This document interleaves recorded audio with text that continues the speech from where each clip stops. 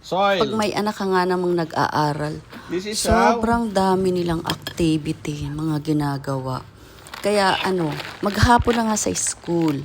Pag uwi pa ng bahay, marami pa silang gawain. Kaya naman minsan nakakaawa na rin kasi sobrang dami ay hindi na rin nila maasikaso ang mga ibang bagay. Okay na yan, dami na. Kasi yung mga pagdarating nila galing school ng hapon, aasikasuhin naman nila yung mga kailangan nilang, halimbawa yung mga project. Wala naman silang assignment, hindi, may assignment din naman pero bibihira. Kaya lang ang daming project, kaya minsan hindi na sila nakakagawa ng mga gawaing bahay.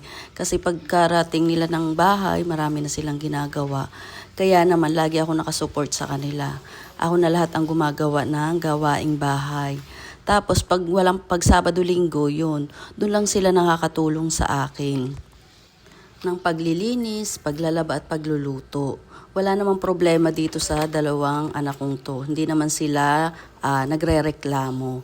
Basta lagi ang sabi ko lang sa kanila, rest day ko ng Sabado-Linggo. Kailangan kayo ay gumawa para kayo ay matuto. Kasi hindi naman habang panahon ay kasama ako. Kailangan nyo rin gumawa ng mga gawaing bahay. Kasi naman, yung Monday to Friday, sila ay pagod na sa school. Kaya, binibigyan ko rin naman sila ng time. Time nila yun. Tapos, pag Sabado-Linggo, yun ang time ko naman. Ako naman ang magpapahinga. Ganun lang sa amin dito, kaming tatlo. Give and take lamang. Yun lang mga biba.